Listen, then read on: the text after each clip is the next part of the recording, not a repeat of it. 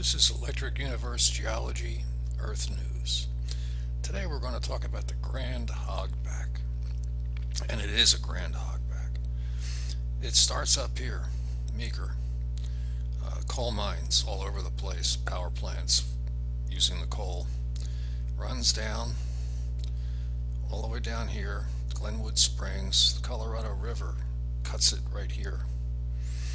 It actually comes down this way and continues. I used to spend a lot of time here. And it all trends either to the west or to the southwest, but basically to the west, very distinctly. It's pretty easy to see. Let's zoom in a little. This shows the main part of it. Up here again, all the way around Glenwood.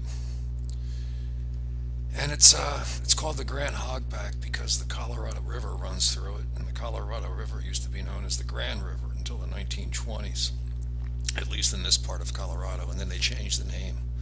So you have the Grand Mesa and the Grand Hogback and the Grand River at one time. So this doesn't seem like it folded, which is what a geologist would tell you. That the flat side was on the left, on the west, and it folded up, exposing the east facing side. It shows you the layers on the east facing side. I have photographs. We're going to go into Newcastle here and see what it looks like where the Colorado River runs right through the middle of it. I'm going to be standing over here somewhere looking west at this. This would be windward, this would be leeward, at least the way I see things. A geologist would tell you this used to be the flat surface of the earth and it folded up, exposing this side. I don't think that's a possibility, and I'll show you why as this video continues. This is the area we were just looking at. Here's the Colorado River, runs right through here. Here are the very distinct layers. You can see the color. You can see where vegetation doesn't grow as easily in places, where it's more lithified. And it runs all the way towards the west. This might be a little southwest. But it's very distinct layering. It's very distinct trending. And it runs all the way through. And some of these layers have massive quantities of coal. Just to the southeast of here.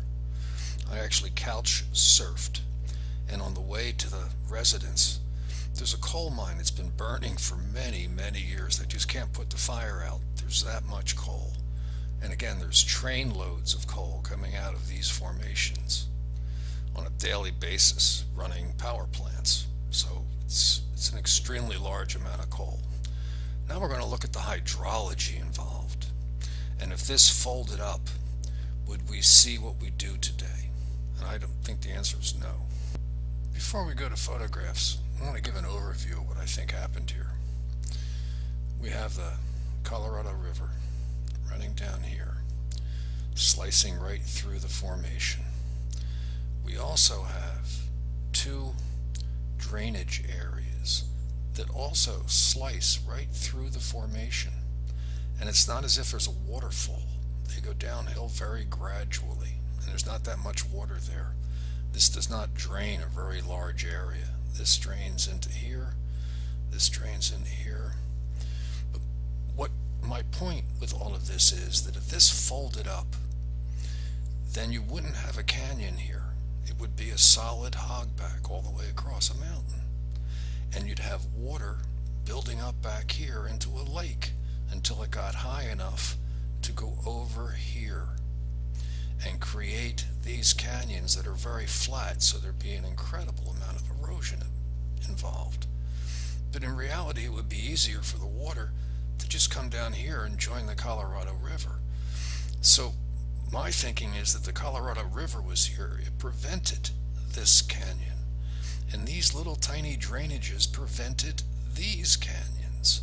While this area grew from wind and dust from the west, from the southwest, almost from the south here, blowing this way, has some sort of a filament snaked its way along the low area. This is not the high area, this is a low area.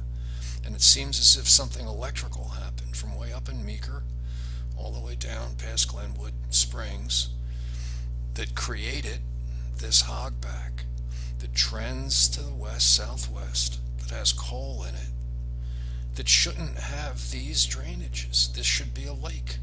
This should be a waterfall going over the top, especially if it's catastrophic and recent. So this is a whole different way of looking at this. Now we'll look at a couple photographs. This photograph is taken on the east end of the canyon. I'll show you on maps in a moment, but it's showing this would be the windward side. It would be growing back in this direction. These would be the last layers of growth with the wind coming up the canyon. So, and again, the canyon's quite flat. It's not a real steep hill that you drive down. So this is probably coal over here. This is the part that's burning in places, the part that they're mining. I can't be certain of that. Sometimes shale and coal look very similar. So this gives you an idea of the layers on the east side where the wind was able to come through the canyon and make this deposit. So let's zoom in here to give this some perspective. Here's the Colorado again. Here's one drainage going through. Here's the other. This is the one we're talking about. The photograph we were looking at is right up here, right next to this reservoir. Now we're going to zoom in and get a better look at this. This is what I'm saying. It should be a waterfall. This should have hooked up to that at one time if it folded. There wouldn't be a canyon there prior to folding, and this would all have to be eroded. On the other hand, if this was a drainage to start with, this would be growing around it with this preventing it. The water level would be much higher than today. Today there's hardly a trickle. At least most of the times that I've been there, there's hardly a trickle. So this doesn't make a lot of sense. And there's something else, there's some anomalies over here. There's straight vertical walls of rock, really vertical, not trending to the west or southwest or even south here, as if something electrical came through.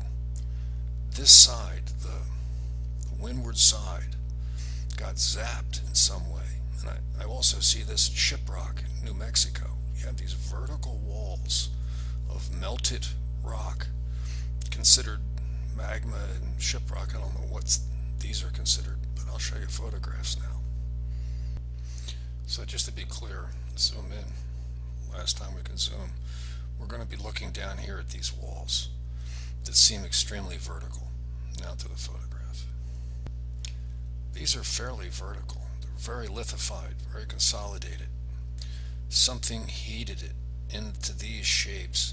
There was probably material in between that was much more prone to erosion than this rock, so it might have been filled in at one time.